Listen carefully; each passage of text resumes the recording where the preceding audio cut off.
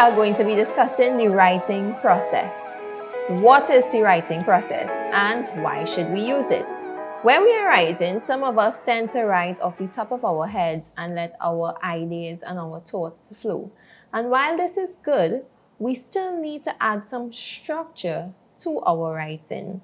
So while this is fine, we need to ensure that what we are writing lines up with the main idea and the theme of the piece. This is where the writing process comes in. There are 5 stages in the writing process, and we are going to be discussing them today. First, we have the planning stage, then the drafting stage, next, the revising stage, then proofreading and editing, and last, we have publishing. Let's get into each of them now. The planning stage. The planning stage is usually called the pre-writing stage. And this is where you brainstorm all your ideas on the piece that you are writing. So what does it involve? You must analyze your prompt or your topic, and then you start generating ideas. You want to also consider who your audience will be. Then you want to brainstorm all these ideas thoroughly to ensure that your writing is well organized and concise, and also you want to produce as many ideas as possible. Next, we have the drafting stage. What does this entail? During this part of the process, you want to focus on having everything you need to say about the topic. It's very important to ignore mistakes that you might make. You have enough time to go back and ensure that your sentences and your paragraphs are polished. You just want to write during this stage. We can also organize our information logically and sequentially. Write sentences and paragraphs as many as possible, even if they are not perfect, and develop your topic with enough detail. So there are some strategies we can use during this stage. The first one is listing or jotting down your ideas. So you can generate broad ideas and build on them with more detailed bullet points. When you put your thoughts and your ideas on paper, it allows you to develop the topic with enough details and you see it clearly as well. So you don't leave anything out.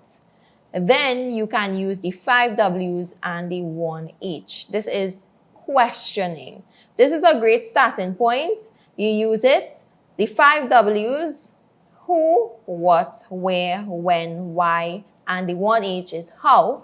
And this technique would help you to collect key information about your topic so you could create a very compelling and accurate story or report. The next stage is the revising stage. So during this process, these tips will help you. You want to reread what you have written, rearrange words or sentences, change the order of paragraphs if necessary. You also want to make sure that there are smooth transitions between your paragraphs so that your paragraphs flow.